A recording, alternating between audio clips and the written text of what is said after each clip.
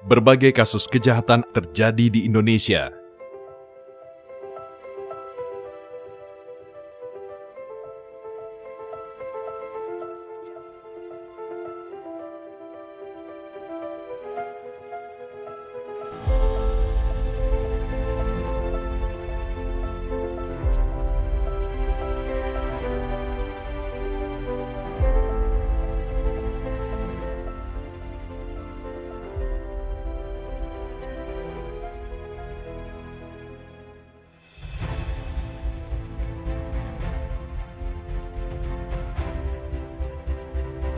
Salah satu alasan pelaku melakukan kejahatan adalah karena mereka bisa menikmati hasil kejahatannya dengan leluasa. Hal ini dilakukan melalui pencucian uang, yakni upaya menyamarkan uang hasil dari tindak pidana sehingga tampak sebagai harta kekayaan yang sah. Pencucian uang biasanya diawali dengan penempatan uang hasil kejahatan ke sistem keuangan, lalu uang yang sudah masuk ke dalam sistem keuangan tersebut dipecah dan dipindahkan ke berbagai instrumen keuangan. Pada akhirnya, dana hasil kejahatan tersebut menjadi samar dan seolah tampak seperti harta kekayaan yang sah, dan kemudian uang hasil kejahatan tersebut dapat dinikmati. Publik dikejutkan oleh berbagai kasus terorisme.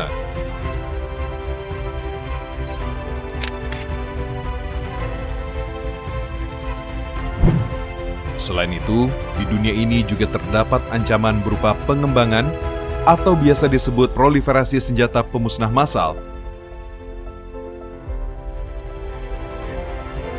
Kegiatan terorisme dan proliferasi senjata pemusnah massal ini dapat berlangsung karena adanya pihak-pihak yang mendanai. Jika dibiarkan, pencucian uang dan pendanaan terorisme berdampak buruk bagi Indonesia, mengganggu rasa aman dan kedaulatan Negara Kesatuan Republik Indonesia, menghambat pertumbuhan perekonomian, mengganggu stabilitas dan integritas sistem keuangan Indonesia. Indonesia memiliki landasan hukum yang kuat untuk menghadapi tindak pidana pencucian uang dan tindak pidana pendanaan terorisme. Berdasarkan Undang-Undang Nomor 8 Tahun 2010 tentang pencegahan dan pemberantasan tindak pidana pencucian uang dan Undang-Undang Nomor 9 Tahun 2013 tentang pencegahan dan pemberantasan tindak pidana pendanaan terorisme, setiap pihak yang terlibat tindak pidana pencucian uang dan tindak pidana pendanaan terorisme akan dikenakan sanksi pidana dan sanksi administratif.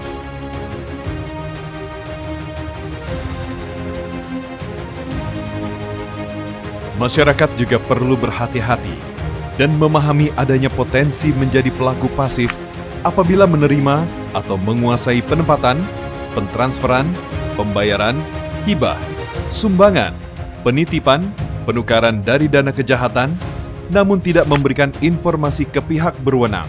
Masyarakat dapat berperan aktif dalam rezim APU PPT dengan menghindari aksi titip transaksi keuangan, menjaga identitas pribadi agar tidak disalahgunakan untuk bertransaksi oleh pihak yang tidak bertanggung jawab,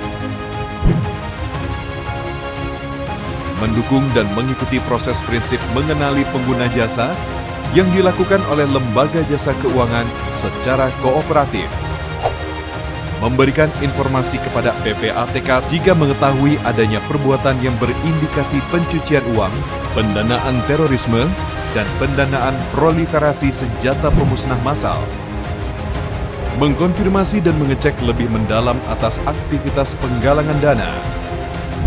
Rezim anti pencucian uang dan pencegahan pendanaan terorisme atau APU PPT Indonesia ada untuk mencegah dan memberantas tindak pidana pencucian uang, pendanaan terorisme, dan pendanaan proliferasi senjata pemusnah massal, serta untuk melindungi masyarakat.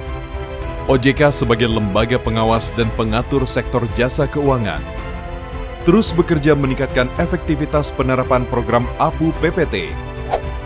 Sektor jasa keuangan dan masyarakat menjadi garda terdepan yang harus selalu awas dan peduli. Mari Perkuat rezim APU PPT di Indonesia.